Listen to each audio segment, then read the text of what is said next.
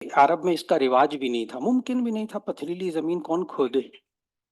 لیکن یہ ہے کہ جب اس کو کھودنے کا جو مشورہ ہے وہ میں نے لکھوایا، حضرت سلمان فارسی رضی اللہ تعالیٰ عنہ نے دیا، کیونکہ فارس کے اندر اس کا رواج تھا، ایران کے اندر خندقیں کھودنا، جنگوں کے اندر اس کا رواج تھا. پاکستان، دو پاکستان میں بھی رواج تھا، عرب میں نہیں تھا.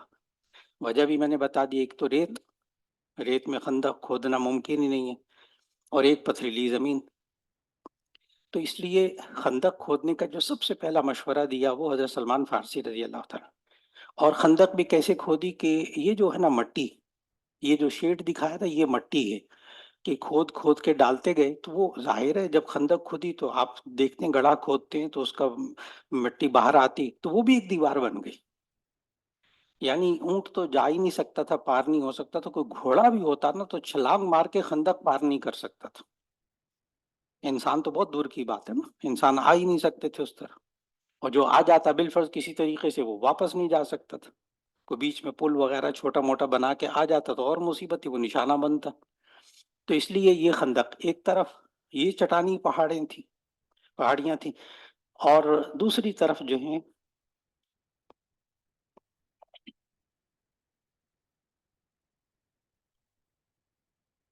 دوسری طرف یہ حرہ و برہ، مغربی سنگلاخ ٹیلے اور آتشی چٹانیں، اور یہ تھی. اور یہ پورا کا پورا اب آپ دیکھ رہے ہیں یہ سارے اس طرف سے اوپر سے آئے، وہ قریش، غطفان وغیرہ قبیلے سارے، انہوں نے وہاں سے حملہ کیا.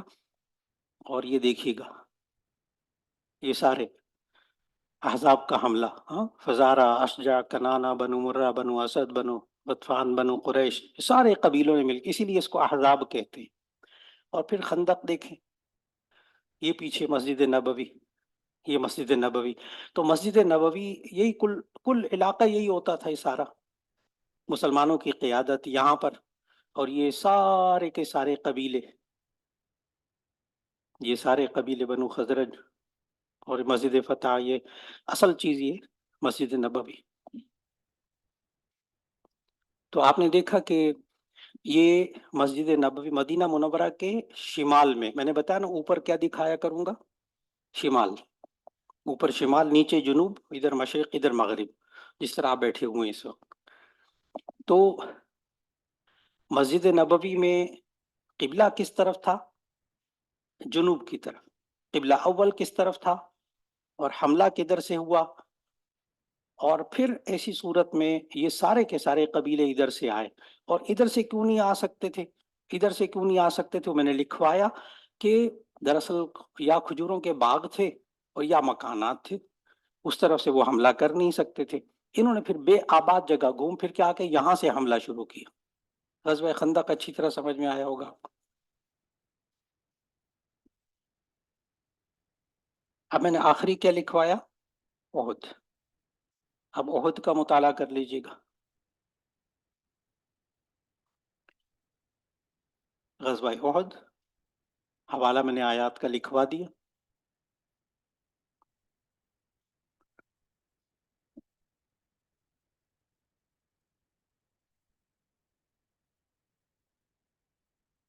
اب آپ کو یہاں سے سمجھ میں آئے گا، یہ مدینہ منورہ، مدینہ منورہ، ٹھیک. اور آپ نے لکھا کہ مدینہ منورہ سے احد کتنے میل دور، 6 میل دور، ٹھیک.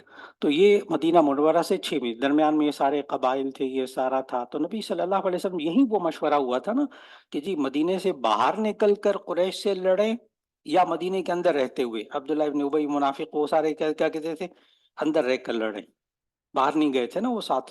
وہ اسی وجہ سے، کیونکہ کتنے میٹر کا فاصلہ، کتنے کلومیٹر، 6 کلومیٹر. اور اب دیکھو یہ سارا کا سارا نا بڑی اچھی طرح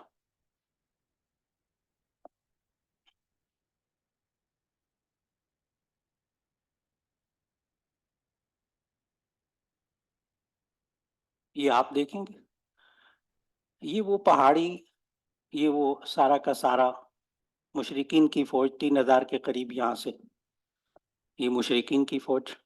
اور پھر اس کے بعد یہ جنگ کے بعد مسلمانوں کا اجتماع، یہ قیادت کا پڑاؤ، یہ وہ ہوتا نا مبارزت ہوئی تھی، ہاں، حضرت حمزہ حضرت علی ادھر مختلف قسم کے تھے، مقدمہ میسرہ وغیرہ، اور پھر یہ پیدل فوج تھی یہاں، یہ سارے کفار عورتوں کے خیمے اور یہ مشرکین کے جنگجو سارے وہ یہاں تھے، وہ یہاں تھے درمیان میں، یہ مسلمانوں کی قیادت کا پڑاؤ یہاں تھا، ٹھیک۔ اور یہ درہ اس پر خود بھی میرا جانا ہوا، خود بھی میں نے جا کے دیکھا اس کو، ابھی بھی وہ بعین ہی موجود ہے وہ درہ کہ جس پر وہ صحابہ کو، چند صحابہ کو، کن کو امیر بنایا تھا حضرت؟ نہ نہ نہ نہ، خالد بن ولید تو اس وقت اسلام ہی نہیں لائے تھے نا، عبداللہ ابن جبیر رضی اللہ تعالیٰ عنہ کو، خالد بن ولید اس وقت اسلام نہیں لائے تھے، انہوں نے تو حملہ کیا جب مسلمان یہاں سے وہ مال غنیمت لینے کے لیے آئے تو خالد ابن ولید نے یہاں سے حملہ کیا، اب سمجھ میں آئے، یہ پیچھے سے حملہ کر دیا، یہ سارے کفار تھے نا، یہ کفار کا پڑاؤ تھا، تو یہاں جب دیکھا کہ شکست ہو گئی تو یہ بھی نیچے اتر آئے سامان لینے کے لیے، یہ بھی نیچے اتر آئے۔ اب یہاں مسلمان کتنے تھے؟ 700 کے قریب مجاہد تھے، جو پھر یہاں حالات بدل گئے۔ اب آپ کو پوری بات سمجھ میں آ گئی کہ مدینہ منورہ ادھر، ٹھیک، اور یہ سارے باہر نکلے، یہاں مسلمانوں کا اجتماع تھا، اس کے سامنے یہ، اور یہ درہ تھا جہاں پہ مسلمانوں کی اس کو رکھا گیا، عبداللہ ابن جبیر کو امیر بنایا، نظر آ رہا ہے، عبداللہ ابن جبیر رضی اللہ تعالیٰ کو امیر بنایا اس درے پر۔ اور وہاں سے یہ جب دیکھا کہ یہ شکست کھا گئے تو یہ نیچے اتر آئے یہاں سامان لینے کے لیے، یہ لوگ بھی یہاں آ گئے، اور خالد بن ولید نے کہا کیا کیا، یہاں سے حملہ کر دیا، اس وقت شہادت ہوئی مسلمانوں کی۔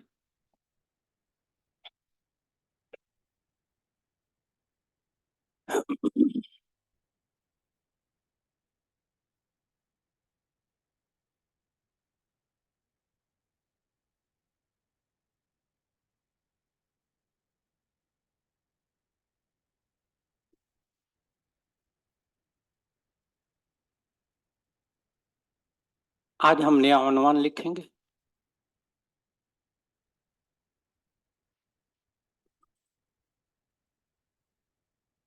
احقاف۔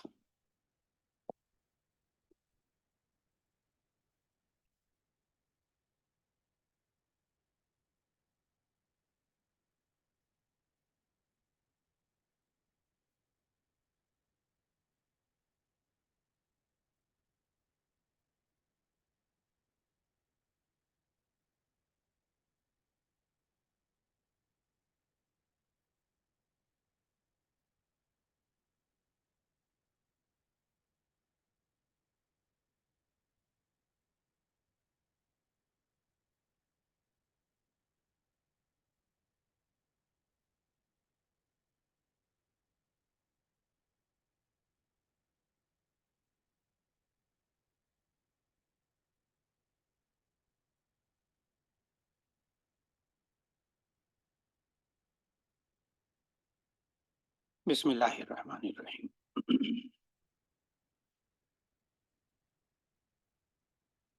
لکھیے گا احقاف۔ احقاف یہ حقفن کی جمع ہے، حقافہ، احقاف یہ حقفن کی جمع ہے،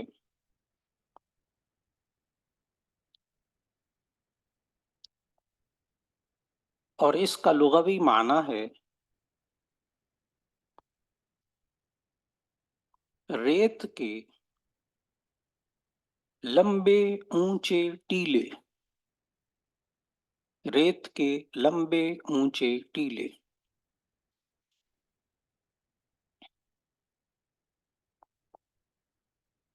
جو عمان سے یمن تک پھیلے ہوئے ہیں، عمان، عین میم الف نون، جو عمان سے یمن تک پھیلے ہوئے ہیں،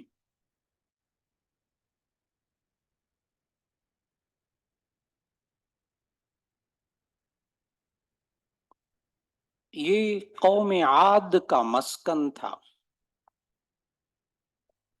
یہ قوم عاد کا مسکن تھا،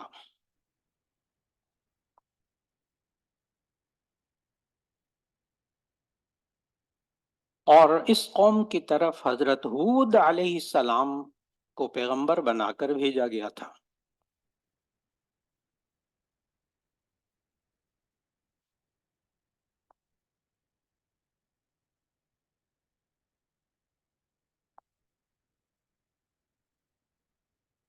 قوم عاد کا سلسلہ نسب نوح علیہ السلام سے ملتا تھا۔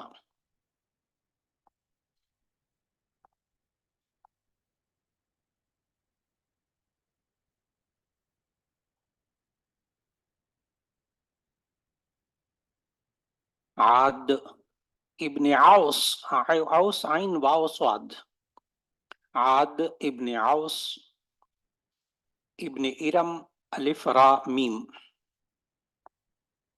الف را میم ارم، ابن سام سین الف میم، ابن نوح علیہ السلام۔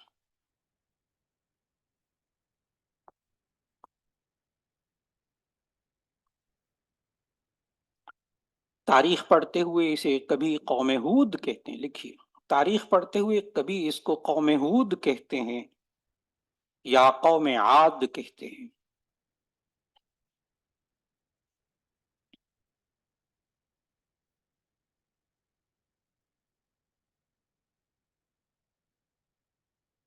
قرآن مجید میں حضرت ہود علیہ السلام کی قوم کو،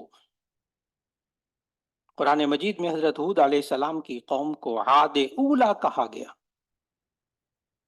ہود علیہ السلام کی قوم کو عاد اولا کہا گیا۔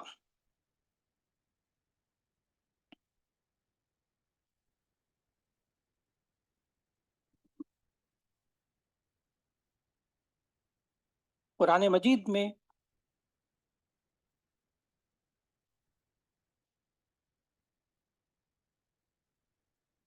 قوم ہود کا ذکر 3 صورتوں میں ہے۔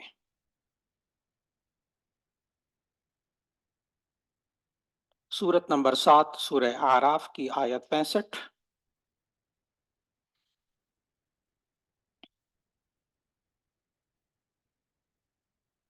سورہ شعراء سورت نمبر 26 کی آیت نمبر 124، سورہ شعراء سورت نمبر 26 کی آیت نمبر 124۔ اور قوم عاد، قوم ہود کا تفصیلی ذکر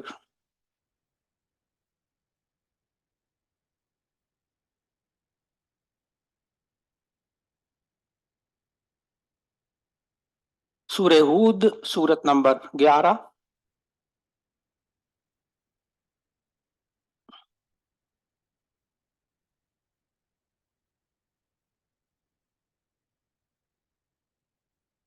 آیت نمبر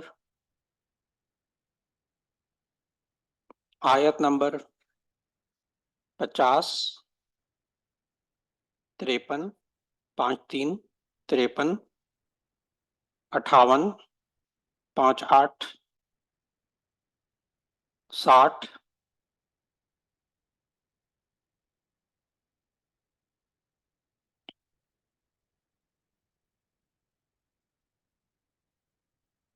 اور سورہ شعراء میں آیت 26 سے آیت 123 تک ہوا، اور سورہ شعراء میں آیت نمبر 123 سے 140 تک ہوا، سورت نمبر 26 سے 123 سے 140 تک۔ یعنی آسانی سے یوں لکھ سکتے ہیں کہ سورہ ہود میں آیت نمبر 50 سے 60 تک آسان طریقہ یاد کرنے کا، سورہ ہود میں آیت نمبر 50 سے 60 تک، اور سورہ شعراء میں آیت نمبر 123 سے 140 تک۔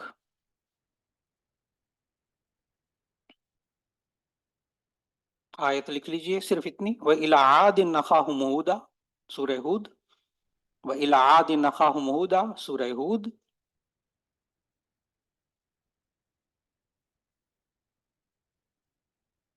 اور سورہ شعراء میں کذبت عاد المرسلین سے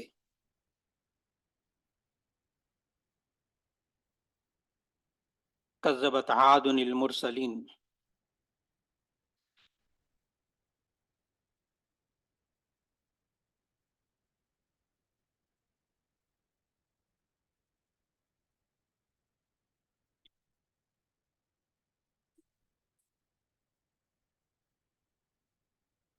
اب آگے لکھیے،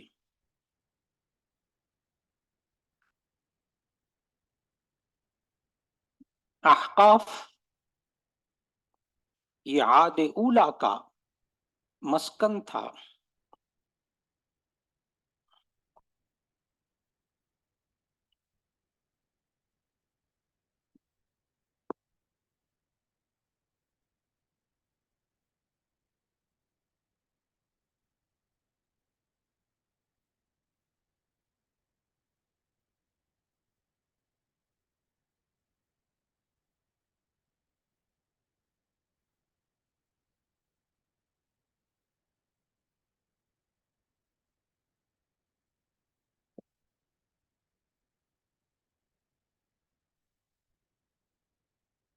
جو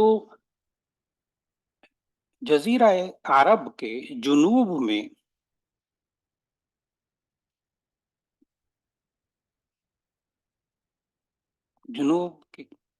جزیرہ عرب کے جنوب میں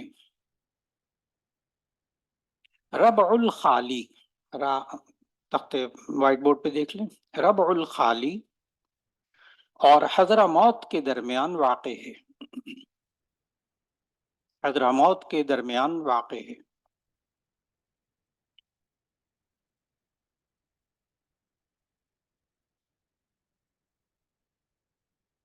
اس کے مشرق میں عمان ہے. اس کے مشرق میں عمان ہے.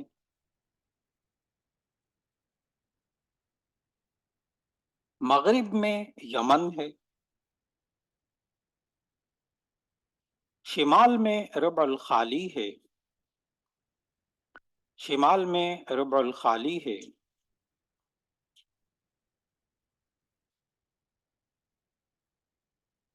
اور جنوب میں حضرموت ہے. جنوب میں حضرموت ہے.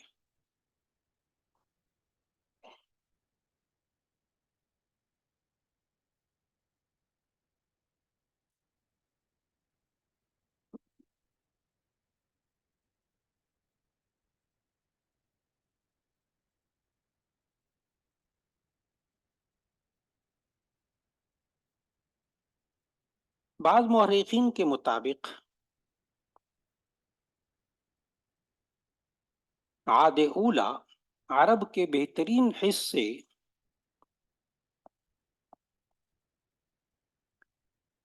حضرموت اور یمن سے لے کر خلیج فارس اور عراق تک آباد ہو گئے تھے.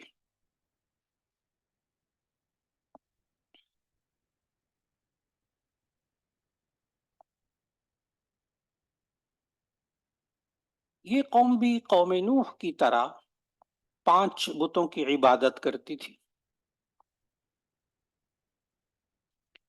5 بتوں کی عبادت کرتی تھی.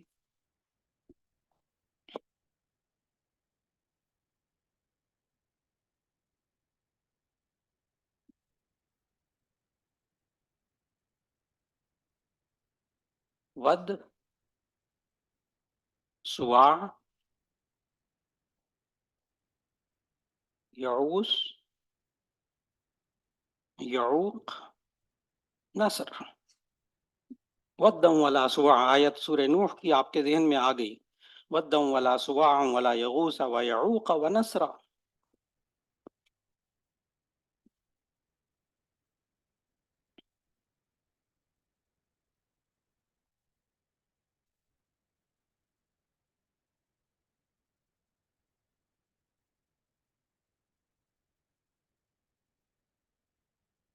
احقاف سے نکل کر قوم عاد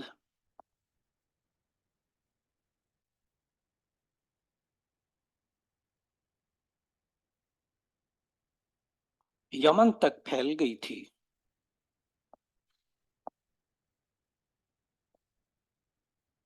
بحیرہ عرب کے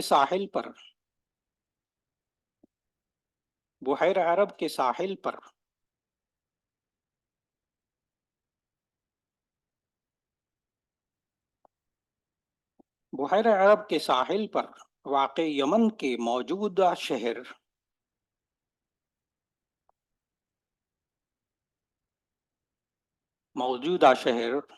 مکلا سے میم کاف لام الف مکلا سے تقریباً 200 کلومیٹر شمال کی طرف، تقریباً 200 کلومیٹر شمال کی طرف حضر موت میں ایک مقام ہے، حضر موت میں ایک مقام ہے جہاں لوگوں نے حضرت ہود کا مزار بنا رکھا ہے۔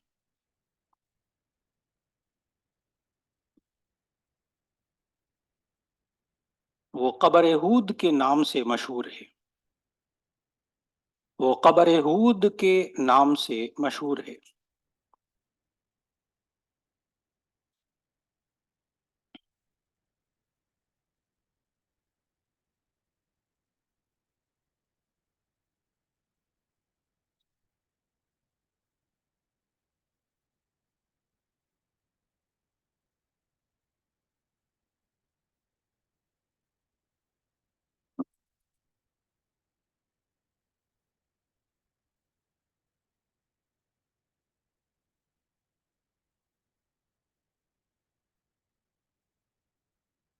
قوم عاد انتہائی مضبوط، بہادر، ترقی یافتہ قوم تھی۔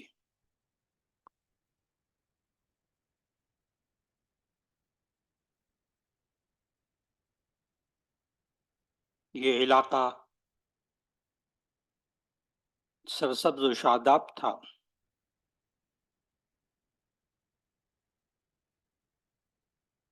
آج ریگستان ہے،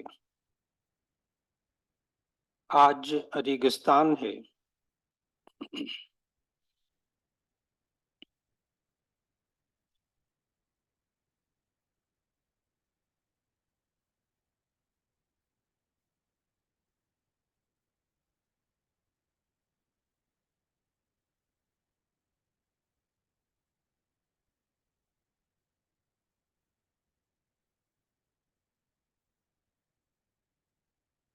آپ حضرات وہ جہاں عادن الاولا لکھا ہے نا، اس کو عاد اولا بھی کہتے ہیں، تو وہاں لکھ لیں سورہ نجم کی آیت نمبر 50 میں یہ کہا گیا، عاد اولا بھی میں نے لکھوایا، اسے عاد اولا بھی کہتے ہیں، عادن الاولا، سورہ نجم آیت 50۔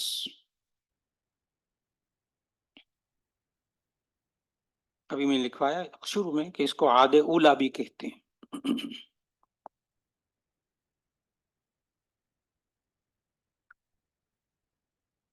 اس کا نقشہ انشاءاللہ بعد میں آپ کو دکھاؤں گا، ابھی ہم اگلا موضوع جو ہے وہ اور ذرا آگے لے کے جاتے ہیں۔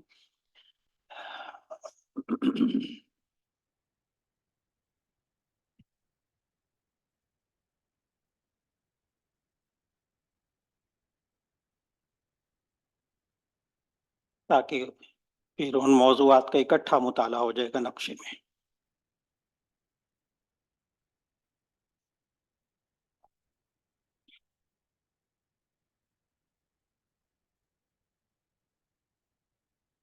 اب ہمارا موضوع ہے ارم ذات العماد۔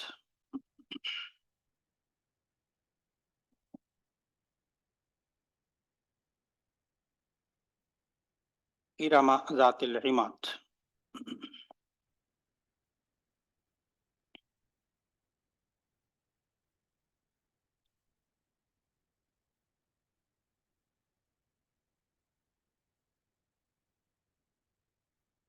اس کا ذکر اللہ تعالیٰ نے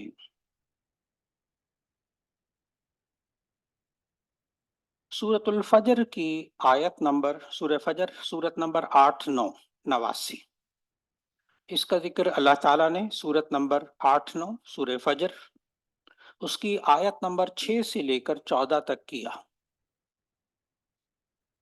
جلدی سے قرآن مجید میں دیکھ کر وہ آیت لکھ لیجئے، تھوڑی سی آیت لکھ لیں بس۔ الم تر کیف فعل ربک بعاد ارم ذات العماد۔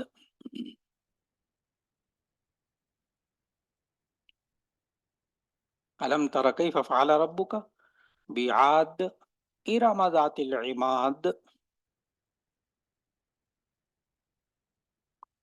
آپ اس کو قرآن مجید میں کھول کر دیکھیں گے تو آپ کو اس کا پوری صورتحال معلوم ہوگی. الم تر کیف فعل ربک بعاد، کیا تجھے علم نہیں کہ تیرے رب نے عاد کے ساتھ کیا سلوک کیا. ارم ذات العماد، جو بڑے بڑے ستونوں والے ارم کے ساتھ، بڑے بڑے ستونوں والے ارم کے ساتھ. التی لم یخلق مثلها فی البلاد، جن ان کے جیسے لوگ کسی علاقے میں پیدا نہیں کیے گئے تھے. وفرعون ذی الاوتاد وثمود الذین جابوا الصخر بالواد، اور قوم سمود جنہوں نے وادی کی چٹانوں کو کاٹ کاٹ کر گھر بنائے. معلوم نا، یہ قوم عاد اور قوم سمود یہ مہارت رکھتی تھی. پورا پہاڑ کھڑا ہوتا تھا نا، اب بھی یہ کھنڈرات موجود ہیں. قرآن کی صداقت ہے کہ پورا پہاڑ موجود ہوتا تھا اور اب بھی ہے، اور اس کے اندر کھود کھود کر بغیر توڑے، یعنی اس کو بغیر اس کے سارے ٹکڑے ٹکڑے کیے بغیر، اوپر سے پورا پہاڑ اندر سے کھودتے تھے. کھودتے کھودتے وہ اندر کمرے بھی بناتے تھے، غسل خانے بھی بناتے تھے. اندر جو میز کرسیاں تھی نا، وہ بھی پتھر کو توڑے بغیر، یعنی اسی شیپ میں رکھے رکھے پتھر کو، وہ کرسیاں بھی بنی ہوئی ہیں، میز بھی بنی ہوئی ہیں، پلنگ بھی بنے ہوئے ہیں پتھر کے. کیا قوم تھے. اور اوپر سے دیکھو تو خالی پتھر پہاڑ ہے، اور محلات ہے اندر، آج بھی کھنڈرات موجود ہیں. تو اتنی مضبوط ترین قوم ہے، اور پیسہ بہت ان کے پاس، بہت مالدار قومیں تھی. دیکھیے گا تو ارم ذات العماد کا معنی ہے، لکھیے ارم ذات العماد کا معنی ہے بڑے بڑے ستونوں والے ارم،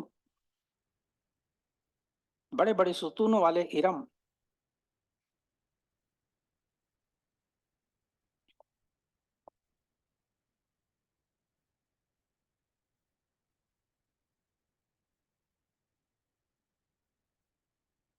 بعض مفسرین لکھتے ہیں، بعض جغرافیہ دان لکھتے ہیں، بعض مفسرین جغرافیہ دان لکھتے ہیں کہ اس سے مراد اسکندریہ ہے.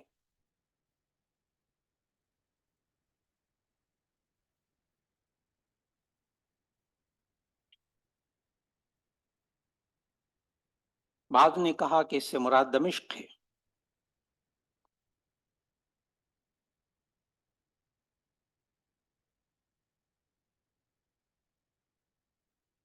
بعض نے کہا کہ یہ حضرموت، حضرموت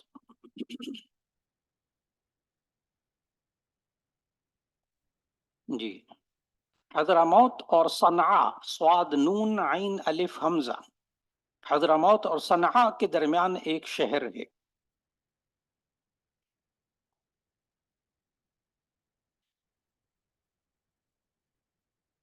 اور یہی قول زیادہ راجح ہے.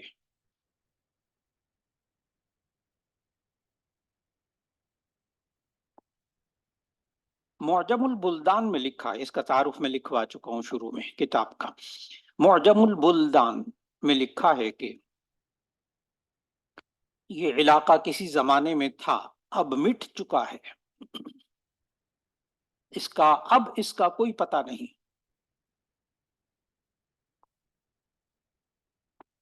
لیکن آگے لکھیے گا قوم سمود اور قوم عاد کے کھنڈرات البتہ موجود ہیں.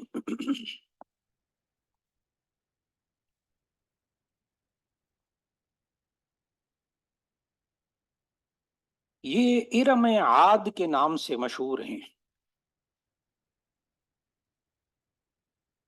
بعض نے کہا ارم عاد کی ماں کا نام تھا، بعض نے کہا ارم یہ عاد کی ماں کا نام تھا، بعض نے کہا یہ قبیلے کا نام تھا.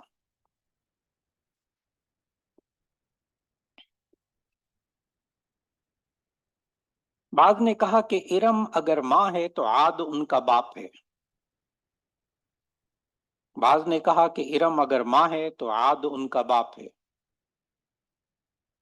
بعض کہتے ہیں ارم ایک شہر کا نام ہے.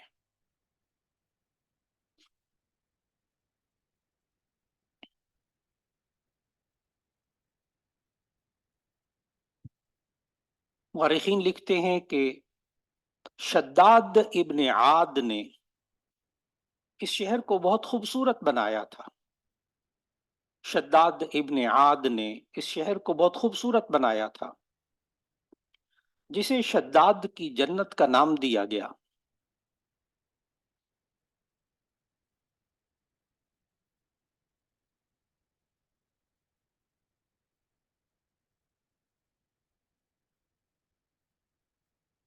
बाद मुहक्किकीन ने ये कहा कि ये इरम ज़ातिल इमाद दमिश्क में है और वहां इसके खंडरात मौजूद हैं।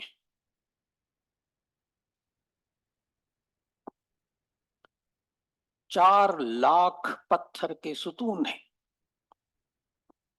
4 लाख पत्थर के सुतून हैं, जहां जैरून, जीम या रा वाओ नून, जहां जैरून इब्न साद, जैरून इब्न साद इब्न आद ने क़याम किया था। ये आद के पोते हुए जैरून इब्न साद इब्न आद ने क़याम किया था।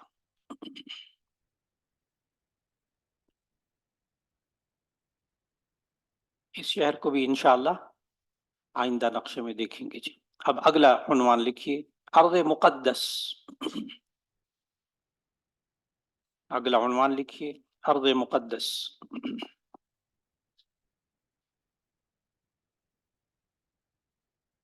अब जब मैं आपको आयात का हवाला लिखवाता हूँ तो मकसूद भी यही है कि जब आयात का हवाला आपको मिल गया कि कुरान में है कहाँ, हमने तो कुरान के अल कुरान जोग्राफियतुल कुरानिया है ना हमारा मौजू, तो मैं हर उन्वान का ना वजूद बताता हूँ आपको कुरान में कहाँ है। फिर उसमें तफसीर उस्मानी देख लें और तफासिर जो तफसीली हैं वो देख लें। कम से कम तफसीर उस्मानी तो देखेंगे ना।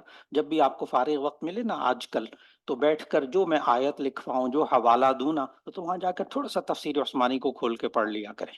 एकदम आपका जहन वाजे हो जाएगा कि क्या बातें हुई थी। ये तरीका है दौरे तफसीर में कामयाबी बहुत पाने का, जोग्राफिए के बारे में ख़ास तौर पर, कि आप फारिग वक्त में बैठ के जो जो हवाले लिखवाऊँ उसको कहाँ देखना है। खाली तर्जुमा नहीं, खाली तर्जुमा नहीं, तफसीर उस्मानी, बाकायदा तर्जुमा भी तफसीर उस्मानी भी उनको देखिए। मैं कहता हूँ यहाँ से लेके यहाँ तक आयत में इसका जिक्र आया, तो अब हम पूरी तफसीर का ज़ाहिर मुताला 2 महीने में हम नहीं कर सकेंगे, लेकिन पूरे कुरान हकीम की कोशिश होगी कि उसमें से कोई जगह बाकी न रहे और आपको उसको जोग्राफिया पता चल जाए। उन्वान लिखिए, अर्ज़ मुक़द्दस।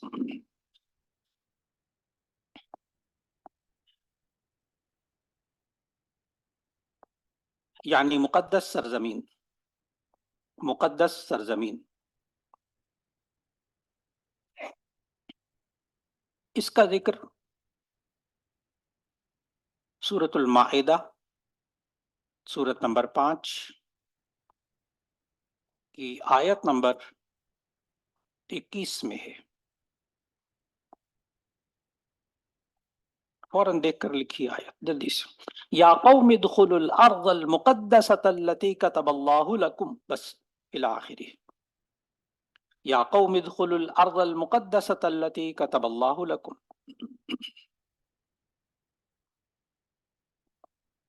इस आयत में मुक़द्दस सरजमीन से मुराद, इस आयत में मुक़द्दस सरजमीन से मुराद शाम और फ़लस्तीन की सरजमीन है। शाम और फ़लस्तीन की सरजमीन है।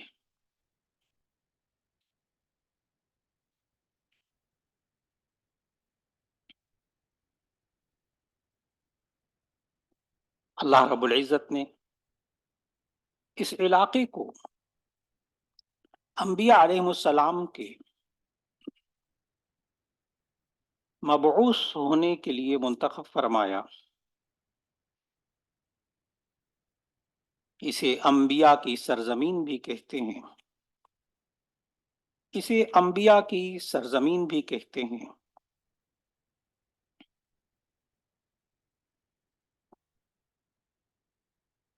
इसीलिए अल्लाह ने इसको अर्ज़ मुक़द्दस फरमाया, इसीलिए अल्लाह ने इसको अर्ज़ मुक़द्दस फरमाया।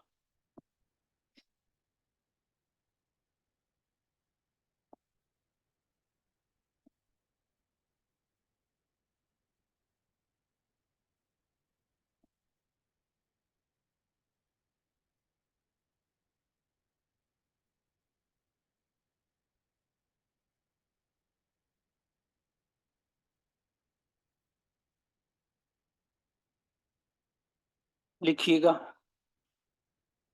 بنی اسرائیل کا اصل وطن شام،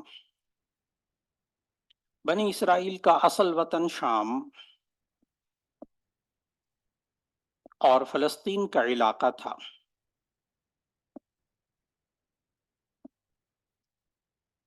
فرعون نے بنی اسرائیل کو غلام بنا رکھا تھا۔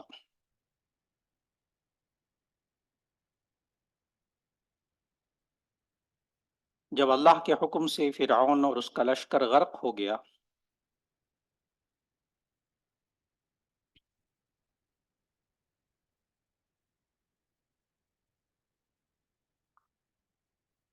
پھر اس کے بعد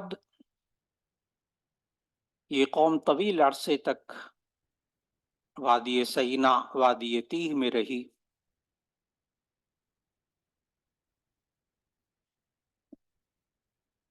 پھر اللہ نے ان کو حکم دیا کہ یہ ارض مقدس میں چلے جائیں،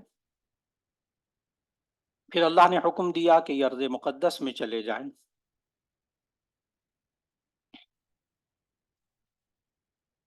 یعنی فلسطین میں۔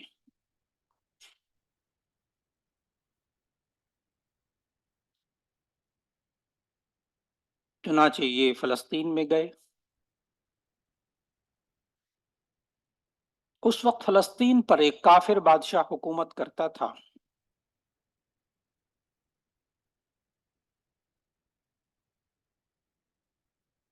اور اس کی قوم عمالقہ کہلاتی تھی، اس کی قوم عمالقہ کہلاتی تھی۔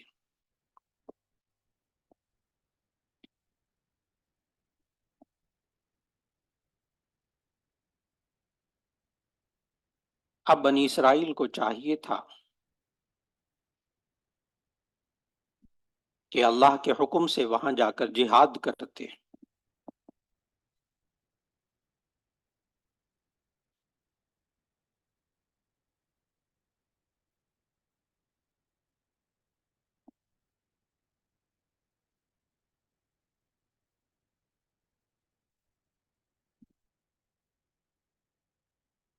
اور یہ عمالقہ کی نسل قوم عاد کی نسل تھی۔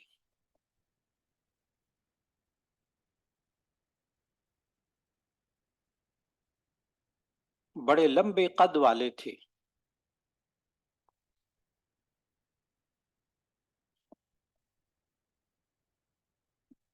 بعض روایات میں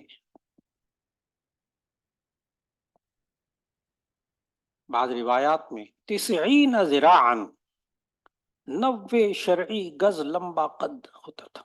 ایک ذراع ہوتا ہے 1.5 فٹ کا، 18 انچ کا ایک ذراع ہوتا ہے 1.5 فٹ کا، تو اب 1.5 فٹ کو 90 سے ضرب دینا، آرام سے بیٹھ۔ اتنے لمبے لمبے قد والے قوم عاد کے لوگ تھے۔ بنی اسرائیل ڈر گئے، بنی اسرائیل ڈر گئے۔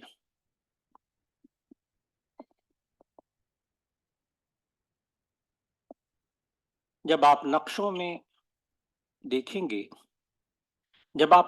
دیکھیں گے جو انگریزی اور عربی میں ہیں،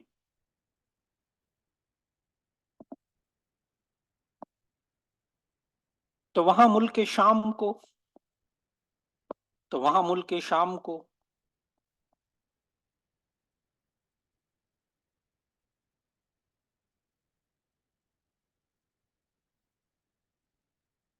سوریا یا سیریا لکھا جاتا ہے،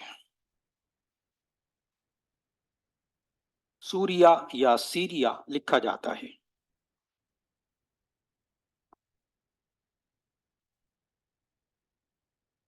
یہی